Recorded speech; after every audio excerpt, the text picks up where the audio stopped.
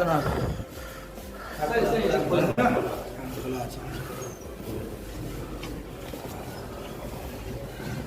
একটু ধৈর্য রাখবা, খুলো না। মাদার টেরেসার একটা কথা আছে, সেন্ট মাদার টেরেসার একটা কথা আছে, ওনার ওনার ওয়ার্ডে বলছি, I trust God will not give me responsibility which I can't handle. I just wish that he did not trust me so much.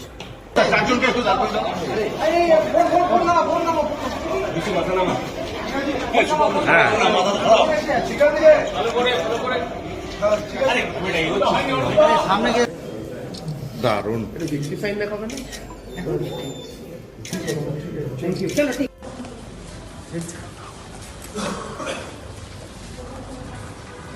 জয় নিশ্চিত। বলছি আর নিচ্ছি না, হ্যাঁ। জাস্ট জানার জন্য যে কেমন লাগছে এই মানে দারুণ অভিজ্ঞতা। এই এখন তো মানে যাত্রা শুরু হলো। হ্যাঁ। খুব ভালো লাগছে, ভীষণ ভালো লাগছে। কিন্তু একদম অন্য জার্নি, মানে আপনি মানুষের সঙ্গে থাকেন ঠিকই, কিন্তু একদম অন্য একটা জার্নি। দেখুন, আমার ক্যারিয়ারে তো আমার অলরেডি বোধহয় 22 বছর হয়ে গেছে, পুরোটাই মানুষের আশীর্বাদ নিয়েই হয়েছে। তো এখনও আমি এটাই প্রার্থনা করবো যেন সবাইকার আশীর্বাদ আমার সঙ্গে থাকে। প্রথম, what is your feelings to being here? I'm deeply happy and honored, and I come with the Constitution in my heart. Thank you.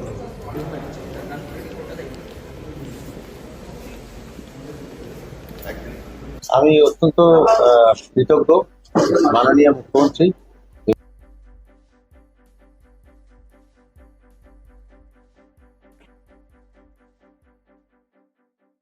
নমস্কার, আপনারা দেখছেন জে টিভি বাংলা। তো আজকে আলোচনার বিষয় হলো টিএমসি নিজেদের রাজ্যসভা যাওয়ার জন্য প্রার্থী দিয়েছে, তো সেখান থেকে আবার এক দুজন প্রার্থীকে মানে ঠিক এরকম মনে হচ্ছে যে টিএমসি মানে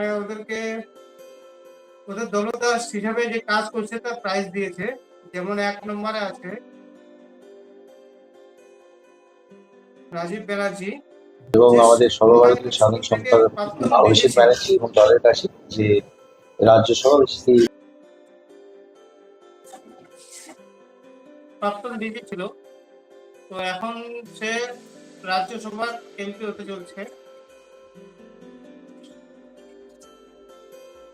কিন্তু আমরা যেটা জানি যে সরকারি সার্ভিস যতদিন থাকে তার 1 বছরের আগে কোনো রকম প্রার্থী মানে ইলেকশনে হোক কোনো রকম কোনো পার্টি থেকে জয়েন করা যায় না।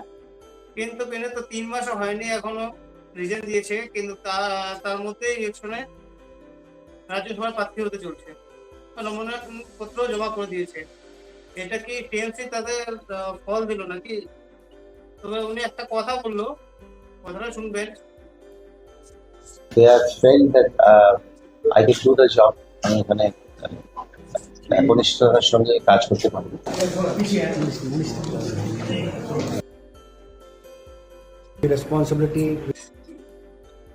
Responsibility which I cannot handle. I just wish that he did not trust me so much.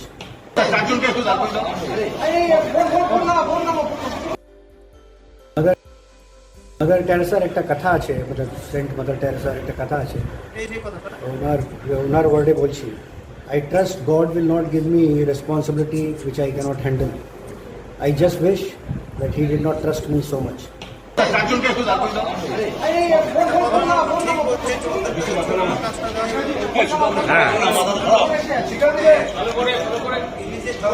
প্রমাণ হয়ে গেছে সারদা কাণ্ডের মেন ইনচার্জ এখন অব্দি সারদা কাণ্ডের কোন রকম মানে ক্লিয়ার হয়নি কেসটা। যত ছিল প্রমাণপত্র সত্য বেঁধে কন্দনালে ফিরিয়ে দিয়েছে, তার জন্যই আর কি। আর সবসময় টিএমসি চুরি চাটা কাজ করতে হয়নি, তার জন্যই এই ফলটা পেয়েছে। তারপরে একজন প্রাক্তন আমাদের কেন্দ্রীয় মন্ত্রী সে আছে বাবুল সুপ্রিয়, পিএন ওনার কি হলো, পিএন বিজেপি ছেড়ে চলে গেল টিএমসিতে। একটা সময় উনি গান গেয়েছিল যে ছাড়ো, এগুলো পরে আলাপ করবো আরো। তো ইনি যা দেখছেন এগুলো প্রাক্তন জজ আছেন না সুপ্রিম কোর্টের, কি যেন কি হলো এখন টিএমসি প্রার্থী হতে চললো, মনোনয়ন পত্র জমা দিয়েছে। ভালো।